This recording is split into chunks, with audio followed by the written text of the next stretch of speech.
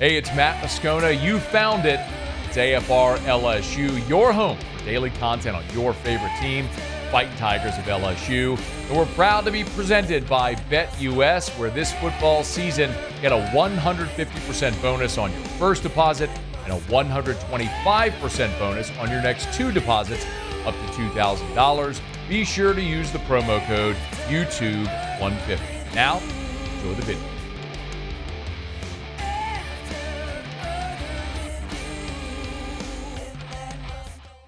Roughly 737,000 of you sent me this tweet yesterday from Brad Crawford. Brad used NCAA estimates to put out a list of NIL collective funding. Texas topping the list at $22.2 million, Ohio State second at $20.2 million, and LSU third at $20.1 million. Followed by Georgia, Texas A&M, Michigan, Alabama, Florida, Clemson. I did send Brad a message because Brad's been on the show, and I asked him how he came up with those numbers. Was it current liquidity? Was it all-time fundraise? Did it include revenue sharing? And he sent me a link to an NCAA post. And I still have no idea how the NCAA came up with this. They do have a disclosure of methodology. Assumptions regarding data. And they say their estimates are not what specific collectives receiving contributions. Instead, what they believe to be a reasonable estimate of funding a collective supporting the school might be expected to generate a funding giving the school their historic level of support from boosters. So again, not meant to be what is the liquid NIL resources for that school. And that is very, very important because I will tell you, and I have no problem telling you this, that the liquid funds that LSU's collective Bayou Traditions has, the lifetime amount raised by Bayou Traditions and prior to that Go Collective, even if you include the rev share numbers, not close to that number. That is a dramatically outlandish number. And by the way, me saying that, I don't think hurts LSU in any way. That is an astronomically absurd number if you're sitting here today thinking LSU's got $20 million in NIL funds in the bank. They don't. And I am not guessing. I am telling you that for a fact. They do not have $20 million in the bank. We'll get right back to the video, but want to remind you again about our great partner this football season here on AFR LSU. It's BetUS. So right now you can get a 150% bonus on your first deposit, 125% on your next two deposits, up to $2,000. Make sure you use that promo code YouTube150. No LSU game this week, and I don't want to bet on LSU Baylor just yet. Got to see about opt-out. So how about we make a futures bet for the college football playoff? Before the season started, I said I thought we'd see Texas and Georgia 3 times this year. Regular season, SEC championship, then again in the college football playoff. And if you look at the bracket, there's a really good chance Georgia's going to walk into the championship game, and Texas got a favorable draw as well. I think we're going to see Texas-Georgia for the national championship in Atlanta. So if you want to bet on it, it's this easy. You go to the homepage there at BetUS. You hit the football drop-down. We'll hit the college football tab. Here at the top, you'll see where it says NCAA Championship. So now here's your odds for every team to win the national championship. I know Georgia's beaten them twice. They'll likely be without Carson Beck, so it means Gunnar Stockton would have to get it done. But I like the Bulldogs at plus 400. Maybe if you want to throw a sprinkle on both, you could do Georgia and Texas individual bets, maybe 25 on each with good odds there. We could see how it goes. So $25 on Georgia, $25 on Texas. Either way, it'd be profitable if one of them hits. So we'll go ahead and place those bets, and we'll see how it all plays out. You can place your bet as well right now at BetUS. Remember, use the promo code YouTube150 and get 150% bonus on your first deposit, 125% on your next 2 deposits, up to $2,000. Again, be sure to use the promo code YouTube150. Now enjoy the rest of the video. However,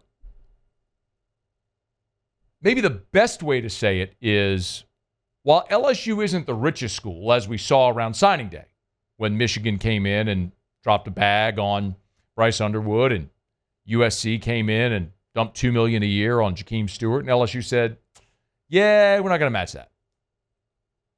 And I've told you I think they were wise. Now, if you have an unlimited stream of cash and you can blow it if you want, cool.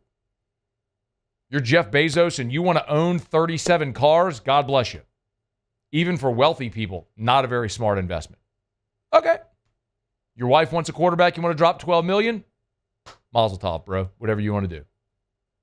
It doesn't mean it's a great investment. But especially since Taft took over fundraising for Bayou Traditions, ever since that announcement, I don't think it would be a problem for me to tell you this, they have raised in excess of $1 million a month each month since that announcement. The fundraising efforts and the generosity of the LSU fans in being much more organized has dramatically increased. And then after signing day and Brian Kelly sort of made his appeal, it's gotten even better. And Brian Kelly said that when he met with reporters via teleconference on Wednesday.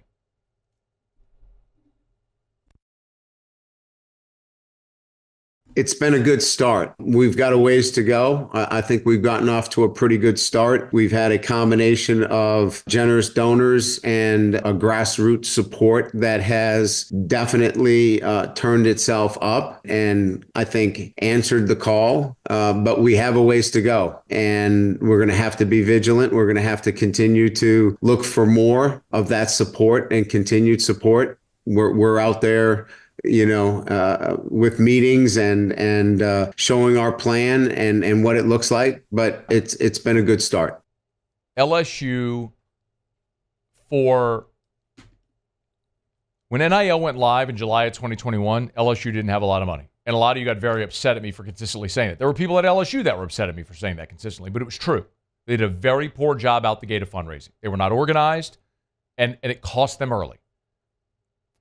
They've gotten dramatically better. Now, some people don't like that. I sit here and tell you about all the money they are raising, what they are spending.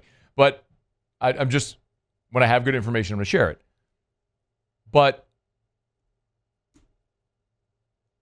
all that to say, for everyone who pointed out that tweet, like, hey, see this $20 million, LSU's third? No.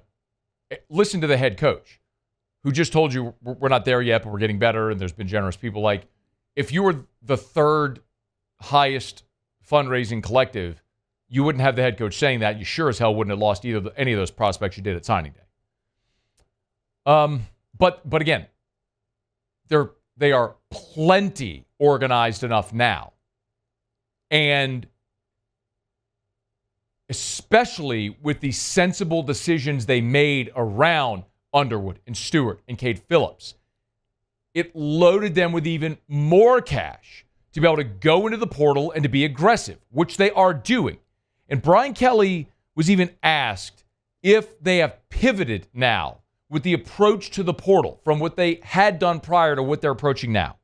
It wasn't a pivot. It was to say that if you want to be successful in major college football, you have to be supported financially now in the portal. And it was really just a call to arms that this is part of the development of a program. We developed our program in one element with the foundation of freshmen. We have a strong freshman developmental program, and now it's time to add to it. And the only way that you can add to it is that if you have, a strong commitment financially. That's where we're at now. That's the reality. And if LSU wants to continue to be part of that conversation, we just need to realize where we're at. So you pivoted. Listen, man, maybe this is an argument of semantics. It really doesn't matter. But I will praise Brian Kelly or credit Brian Kelly for self-awareness. I think it's a very hard thing for people in places and positions of authority to be humble and to be self-aware. When you make a decision and it doesn't work, to acknowledge it and to move on from it, to correct it. It would be way easier to say my way is the best way and to keep doing what you're doing. But it's pretty clear just looking at what's happened here. I mean, more than half of the class that you signed in 2023 are already gone. Top-tier players in that class are gone.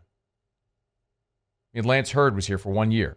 Deshaun Womack's here for 2 years. Kamorian Pimpton, 2 years. I mean, Jaylen Brown was here for 1 year. Shelton Sampson, 2 years. Like, guys that were at the top of that class, you got nothing out of it. So I respect recruit and develop through the high school ranks, supplement with the portal, but recruiting and developing, you have to have the development. You got to have them to stay, and they're not staying.